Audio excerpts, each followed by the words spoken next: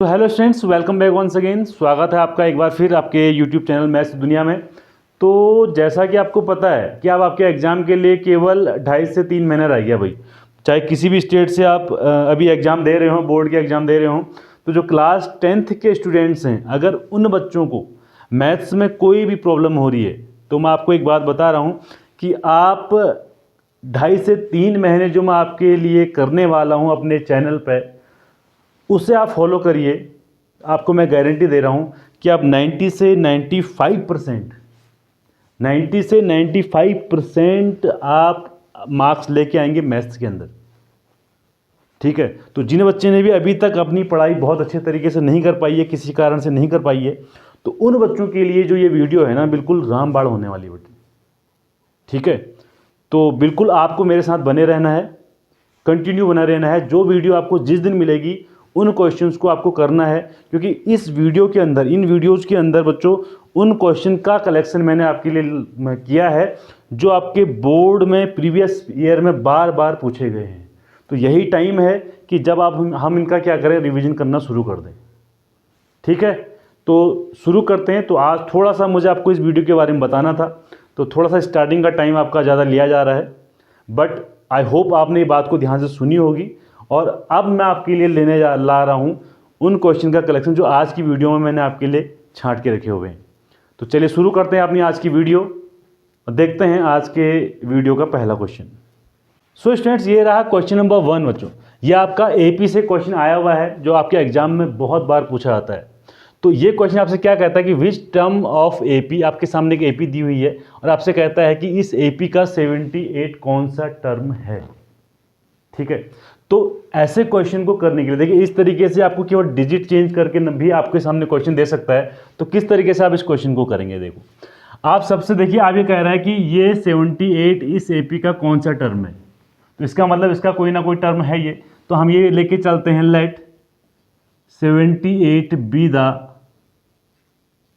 nth term of given AP. Suppose nth term लेके चलते हैं इसका। ठीक है ना। अब यहां से एपी से हम क्या क्या चीजें ले सकते हैं, देखिए क्या क्या चीजें हम कैलकुलेट कर सकते हैं। तो फर्स्ट टर्म आपका एपी का होता है ए। डी हम जो यहां पर कैलकुलेट कर सकते हैं वो कैसे निकालते हैं, आप कोई भी बाद वाले टर्म में से पहले वाले टर्म को माइनस कर लीजिए, ये आपके पास डी इक्वल टू 5 आ जाएगा। और ये आपने अगर nth टर्म लिया हुआ है तो nth टर्म की जो वैल्यू होती है उसे हम बोलते हैं ए एन। ठीक है, ए एन, और ये कितना दिया है आपको, 78। तो बच्चों आपके पास एक फॉर्मूला होता है nth term of AP. Comment box में जरूर एक बार पॉज करके इस फॉर्मूले को लिखिएगा, क्योंकि आपका फॉर्मूलों का रिवीजन होना बहुत जरूरी है। तो ये होता है a plus n minus 1 into d. और एपी nth टर्म आपने क्या लिया हुआ है, 78 लिया हुआ है। ए आपके पास क्या है, 3 है। एन आपको कैलकुलेट करना है कि कौन सा टर्म है, एंड डी आपके सामने गिवन है स्टूडेंट्स, ये आपके सामने है 5। तो आप यहां से 78 माइनस 3 कर लीजिए, और ये n माइनस 1 इंटू 5 हो जाएगा। ये आपके पास आ जाएगा 75, and n minus 1 multiply by 5। इस 5 को यहाँ लेके आइए, तो 75 upon 5 equal to n minus 1, और ये आप डिवाइड करेंगे तो आपके सामने आएगा 15, ये हो जाएगा n minus 1, and the value of n आ जाएगी आपके पास 15 प्लस 1 मीन्स 16th। ठीक है, इट मीन्स आपके इस एपी का 16th टर्म जो होगा वो क्या होगा, एपी होगा स्टूडेंट्स। ठीक है, आई होप आपको पहला क्वेश्चन बहुत इजीली समझ में आ गया होगा, और मोस्ट इंपॉर्टेंट क्वेश्चन है ये, आपके 2019 में 2 मार्क्स में पूछा गया क्वेश्चन स्टूडेंट्स। ठीक है, तो आइए चलते हैं नेक्स्ट क्वेश्चन पे, क्वेश्चन नंबर 2 पे।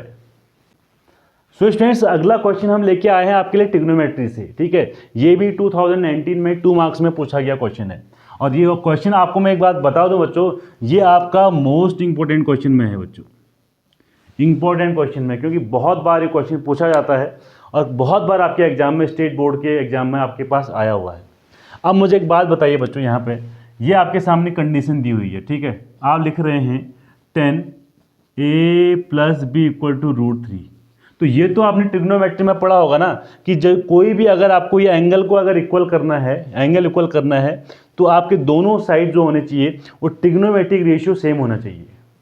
ठीक है, तो हम इतना जानते हैं कि √3 को मैं ये लिख सकता हूँ tan 60 डिग्री। बताइए आपको अगर वैल्यू याद होनी है, अगर आपको वैल्यू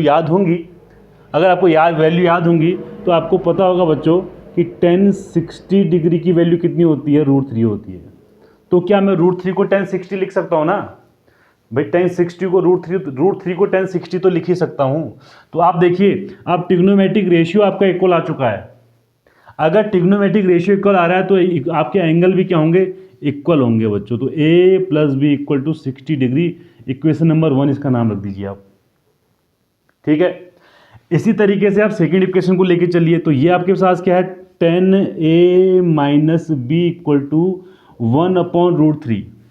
अब जिन बच्चों को एक क्वेश्चन मैं ये भी कहना चाहूँगा आपसे, एक बात ये भी कहना चाहूँगा, जिन बच्चों को ये क्वेश्चन आते हैं पहले से भाई, जिन्होंने अच्छी खासी तैयारी करी है पहले से, तो वो बच्चे पॉज कर लीजिए वीडियो को, सॉल्यूशन करके देखिए। ठीक है ना, जितना ज़्यादा प्रैक्टिस आप करेंगे उतना अच्छा आपका परफॉर्मेंस होने वाला है एग्जाम के अंदर। तो यहाँ पर भी ऐसा करते हैं, ये किसकी वैल्यू है 10 में, आप 10 में इसका वैल्यू ढूंढिए, आप इसकी वैल्यू आप 10 में ढूंढिए। तो ये क्या हो जाएगा आपके पास, tan a minus b equal to क्या हो जाएगा, ये तो tan 30 की वैल्यू होती है भाई, tan 30 की वैल्यू 1/√3 होती है। तो आप अगर आपके पास ट्रिग्नोमेट्रिक रेशियो इक्वल हो चुका है तो आप इजीली कह सकते हैं भाई इनका एंगल भी इक्वल होगा। मीन्स a माइनस बी किसके इक्वल होगा, 30 के इक्वल होगा। तो इक्वेशन नंबर 2 बन गई आपके सामने। अब दो इक्वेशन को सॉल्व करना तो आता है ना सभी को, कि a plus b equal to 60 है और a minus b equal to 30 है। तो लीनियर इक्वेशन इन 2 वेरिएबल आ गया आपके पास। तो जिस मेथड से आप करना चाहते हैं कर लीजिए। फिलहाल मैं तो आपको ये b से b आप इसको इजीली कैंसिल कर सकते हैं, साइन अलग अलग है। तो a प्लस a आपके सामने 2a हो चुका है एंड ये 90 हो चुका है। और यहाँ से a की वैल्यू अगर आप फाइंड करते हैं तो 90/2 मीन्स 45 डिग्री। तो a की वैल्यू आपके सामने आ गई है 45। तो इसी तरीके से b की वैल्यू क्या हो जाएगी, यहाँ पे b की वैल्यू क्या हो जाएगी, तो a की वैल्यू तो 45 है, तो किसी भी इक्वेशन में वैल्यू रख लीजिए। तो ये हो जाएगा आपके पास a plus b equal to 60 और a की वैल्यू कितनी आ रही 45, तो b इक्वल टू कितना हो जाएगा 60 माइनस 45 मीन्स 15 डिग्री आ जाएगा बच्चों। ठीक है ना, तो इस तरीके से बेहतर तरीके से आप इस क्वेश्चन को कर सकते हैं। आई होप बहुत सारे बच्चों को ये क्वेश्चन आता भी होगा। ठीक है, तो जरूर आप कमेंट बॉक्स में बताइएगा कि कैसे आपको ये क्वेश्चन लग रहे हैं। ठीक है, अब जैसे भी आपको ये क्वेश्चन लगे भाई, मैं आपको बता रहा हूँ ये आपके प्रीवियस ईयर से छांटे हुए क्वेश्चन हैं। इनको आप बार बार रिपीट करिए, रिवीजन करते रहिए बेहतर परफॉर्मेंस के लिए, अगर 90 से 95% लाने हैं तो। ठीक है, तो चलिए चलते हैं नेक्स्ट क्वेश्चन नंबर 3 पे। सो स्टूडेंट्स, ये रहा क्वेश्चन नंबर 3। देखिए बहुत बढ़िया क्वेश्चन है और आपके एग्जाम में देखो ट्रिग्नोमेट्री से, सॉरी ये आपका ट्राइंगल से आपका क्वेश्चन दिया हुआ है। तो किस तरीके से इस क्वेश्चन को करना है, देखिए ये कहता है कि ABCD आपके सामने एक ट्रेपीजियम है, मैंने आपके सामने फिगर बना दिया है एंड ये बोलता है कि AB और CD पैरेलल हैं। ठीक हो गया, एंड इसके जो डायगोनल हैं, जैसे AC एंड BD इसके डायगोनल हैं, वो कहाँ पर इंटरसेक्ट कर रहे हैं, एट पॉइंट O। तो आपसे कहता है कि इसको प्रूव करिए आप कि AO/OB इक्वल टू क्या होना चाहिए, CO/DO। तो किस तरीके से इसको प्रूव करेंगे, देखिए सबसे पहले मैं कंस्ट्रक्शन वर्क इसमें कर रहा हूँ बच्चों। वो क्या कर रहा हूँ कि मैं यहाँ से इसे मिला रहा हूँ एक पॉइंट P पे। ठीक है, तो हमने क्या किया, आप सब चीज़ों को लिख लीजिएगा। ड्रॉ अ लाइन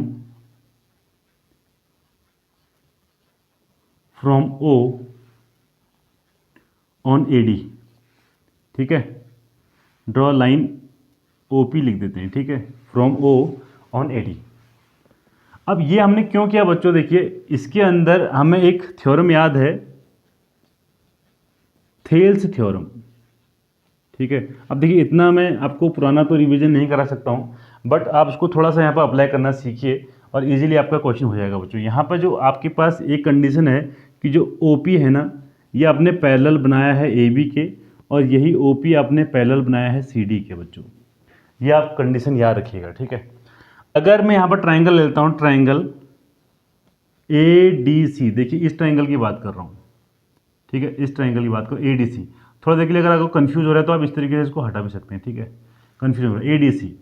तो अगर मैं इसमें अगर लगाऊं बच्चों कौन से वाली थ्योरम, अगर थेल्स थ्योरम लगाऊं तो क्या बन जाएगी, देखिए आप देखेंगे AP/PD, AP/DP लिख लीजिए, इक्वल टू क्या AO/OC हो जाएगा। Thales theorem question number first आ गई।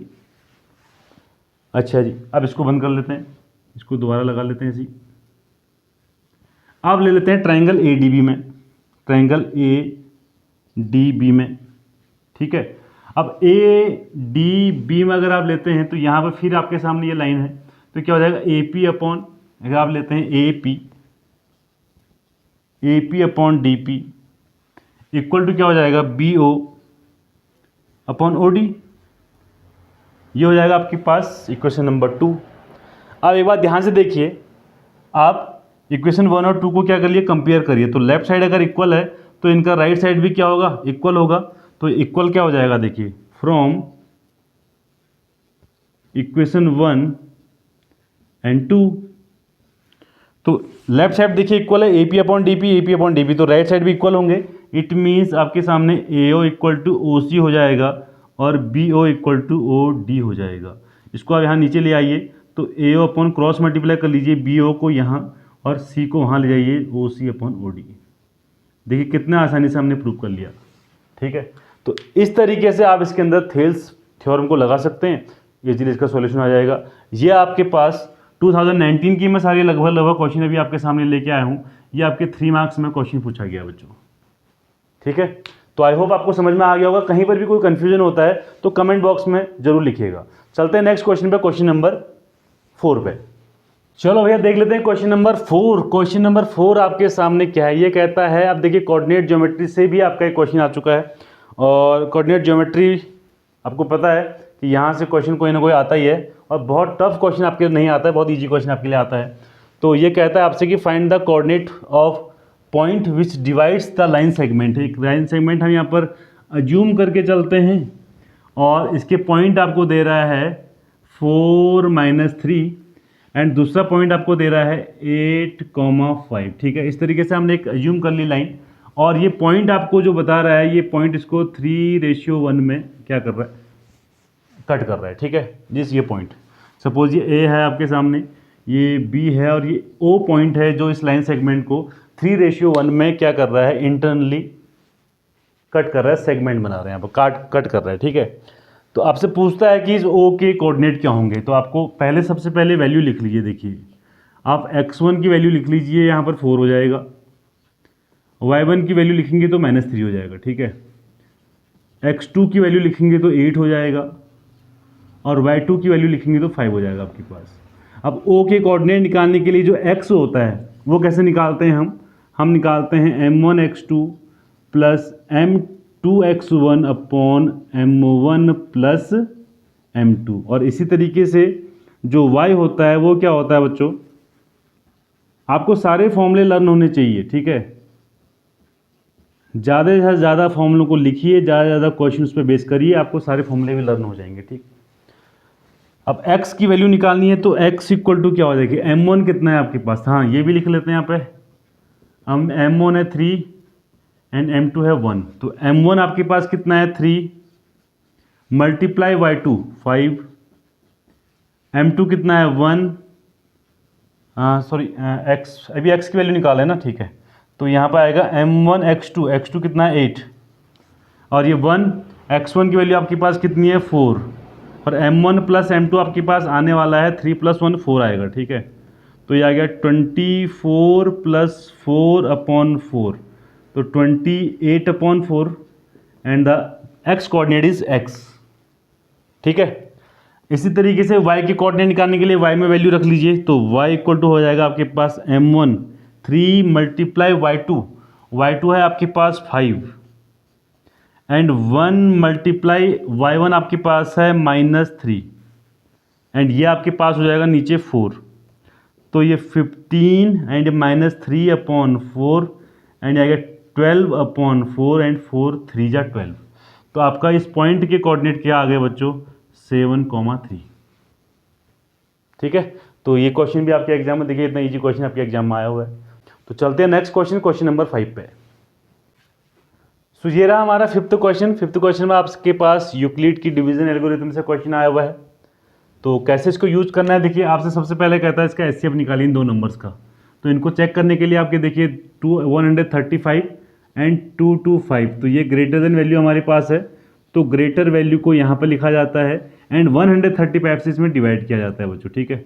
तो आप इसको डिवाइड करेंगे तो ये आपका कितने टाइम जाएगा, आपका 1 टाइम चल जाएगा और आपके पास यहाँ पर रिमाइंडर कितना आ जाएगा, 90 आ जाएगा, ठीक है।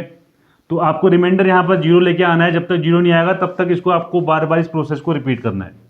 अब 90 का डिवाइड करेंगे 135 में, ये फिर आपके पास 1 हो जाएगा, प्लस आपके पास यहाँ पर आएगा 45, ठीक है। एंड अब इनके बीच में आप रिलेशन लेके आएंगे, 90 में आप डिवाइड करेंगे किसका, 45 का, तो अब 2 टाइम हो जाएगा। आप देखेंगे आपके पास रिमाइंडर कितना आएगा, 0 आ जाएगा।